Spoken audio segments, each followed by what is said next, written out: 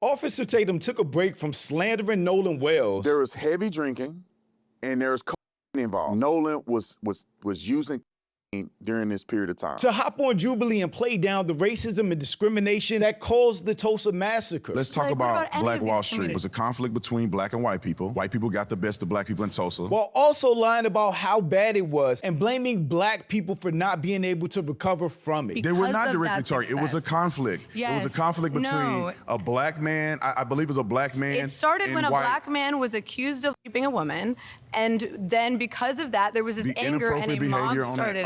Inappropriate behavior with a woman. While seemingly defending the white racist rioters the whole time. What you're trying to say is that black people are doing their own thing and a bunch of white people just came up and destroyed all their property just because. Yes. That wasn't what happened. Can You're you saying acknowledge that it's that targeted. this is one example in which white people hurt black people unjustly? Which really isn't a surprise when you know who Officer Tatum is. I have more similarities with white people than I do with some black people. Trying to figure out, Officer Tatum, what the hell is wrong with looking at yourself as black first before you anything else? Because all black people ain't the same.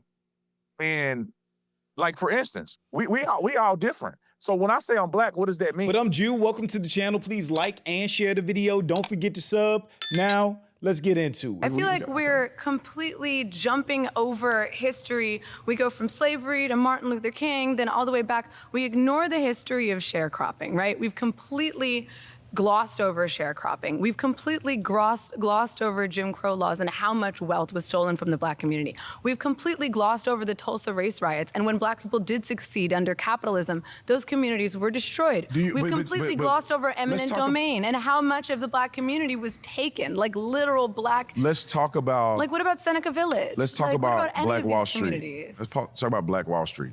Are we on the same page of what happened in the Tulsa riots? Well, Tulsa race war? It depends. What do you think happened? Well, I know what happened. There was a conflict between black and white people. There was a fight between the two. White people got the best of black people in Tulsa. Her face is my face. This man is insane. First off, there was no race war. It was the Tulsa Massacre. And it started like all of these massacres start, where white people use the smallest incident, usually false, to start attacking the black community, which they wanted to do anyway. And the Tulsa Massacre is even worse because it started because a black man accidentally stepped on a white woman's shoe, which made her scream. Tulsa Race Massacre, not race war. Believed to be the single worst incident of racial violence in American history, the bloody 1921 outbreak in Tulsa has continued to haunt Oklahomans. By early 1921, Tulsa was a modern city with a population of more than 100,000. Most of the city's 10,000 African-American residents lived in the Greenwood district. You have all sorts of businesses in Greenwood. You have everything from funeral parlors to theaters, hotel. There's a public library, a black library. There are chili houses, cafes, restaurants. There's just everything there. There were a dozen surgeons and doctors. There were several lawyers.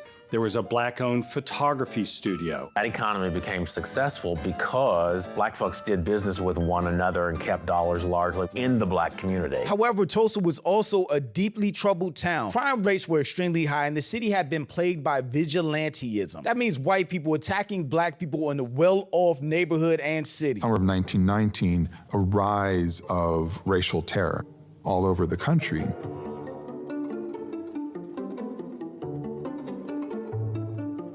New York, Philadelphia, Memphis, Chicago. 21, those same tensions in the United States were present in Tulsa. It revolved around jealousy and resentment. It threatened the system of white supremacy. An incident involving Dick Rowland, an African-American shoe shiner, and Sarah Page, a white elevator operator, would set the stage for the tragedy. They were just looking for a reason, and they found it. Anytime black people achieved, advanced, built something of their own, white people destroyed. While it is still uncertain as to precisely what happened in the Drexel building on May 30th, 1921, the common explanation is that Rowland stepped on Page's foot as he entered the elevator, causing her to scream. The next day, the Tulsa Tribune, the city's afternoon daily newspaper, reported that Rowland, who had been picked up by police, had attempted to grape Page. How many times have we heard that exact same story as the reason to why a black person was murdered by a white mob? By early evening, there was once again lynch talk on the streets of Tulsa. Talk soon to turn to action. By 7:30 p.m., hundreds of whites had gathered outside the Tulsa County Courthouse, demanding the authorities hand over Dick Rowland, but the sheriff refused. At about 9 p.m., after reports of dire conditions downtown reached Greenwood, a group of approximately 25 75 armed African-American men, many of them World War I veterans, went down to the courthouse and offered their services to authorities to help protect Roland, a man that stepped on a white woman's foot and she screamed. Stunned and then enraged, members of the white mob then tried to break into the National Guard armory, but were turned away by a handful of local guardsmen. At about 10 p.m., a false rumor hit Greenwood that whites were storming the courthouse. This time, a second contingent of African-American men, perhaps 75 in number, went back to the courthouse and offered their services to authorities. Once again, they were turned down. As they were leaving, a white man tried to disarm a black veteran and a shot was fired. The riot began. As soon as the shooting began at the courthouse, the white lynch mob, they didn't care any longer about Dick Rowland. They were now out to get any African-American they could. And that's exactly what they set out to do. Innocent black men and women who were working downtown were murdered by mob members. The Tulsa police force, meanwhile, showed up, broke into pawn shops, and started out handing rifles and pistols and shotguns to members of the mob who were not armed and telling them to, quote, get a gun and get an N-word. African Americans, the men at the courthouse, meanwhile, fought their way back to Greenwood.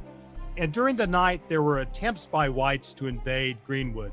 But because it was nighttime, because there weren't a lot of street lights, African Americans were able to defend their homes. Shortly before dawn, there was a crowd of whites. We really don't know how many.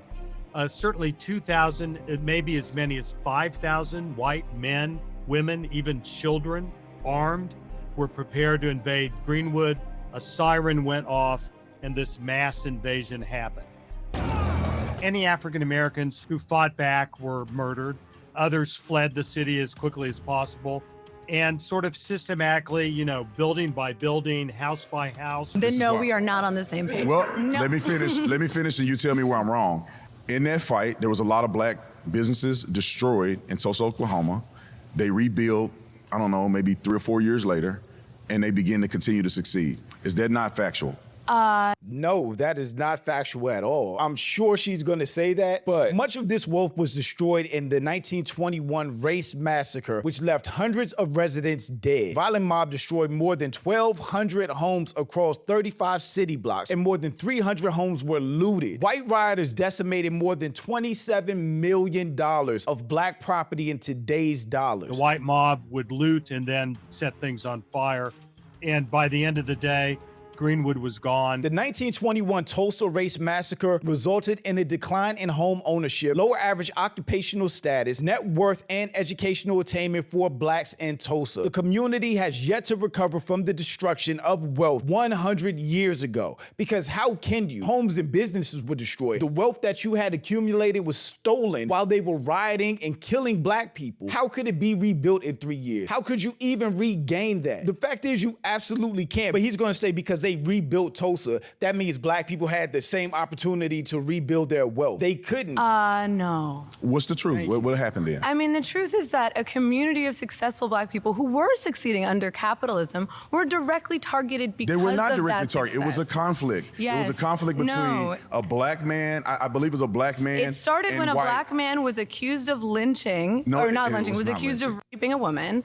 And then because of that, there was this The anger and a inappropriate mob behavior started. inappropriate behavior with a woman. He does anything in his power to blame black people for anything they've been accused of without any research, because he clearly doesn't know the story or what he's talking about. But now he's saying the black man who stepped on a white woman's foot was inappropriate. The first shots rang out from black people, shooting and killing several white people. False. I just told you. A white man from a white mob tried to disarm a black man who was protecting the jail that was holding the black man who was falsely accused of rape from the white mob going in there and lynching him. They tried to take a black man's gun and a shot went off. That's what happened. So how many black people were killed in total? Oh, I don't know how many black people were killed in total. I just know black people fired Well, the I first do. shot. Can I tell you? Well, It was okay. 300. How many and white that's people were killed? like a low How many white people estimate. were killed? 18? Not as many, because it was a riot Because against what the happened black was community. white people came up into Tulsa, Oklahoma. It became a Can I ask violent you a question? confrontation, and white people overran the black people in that confrontation. you- They bombed Tulsa. It was a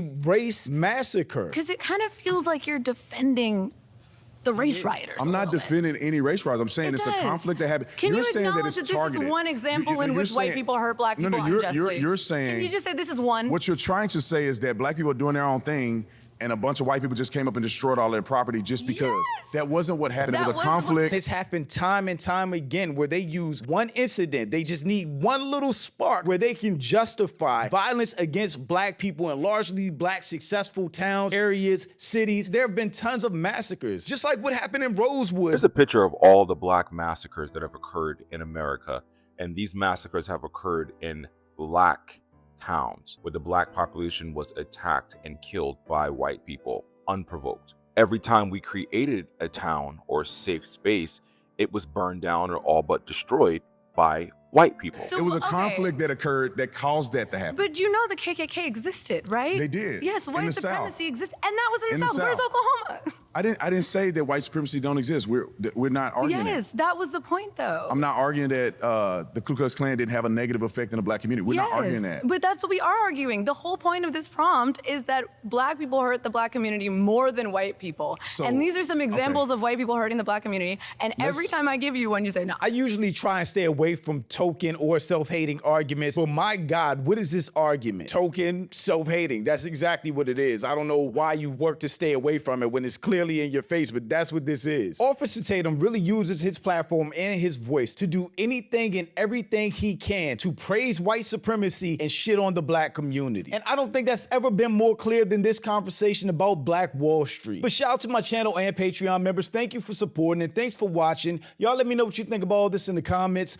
Also, make sure you check out the next video and don't forget to follow me on Instagram for behind the scenes and life stuff. And I'll catch you next time. Peace.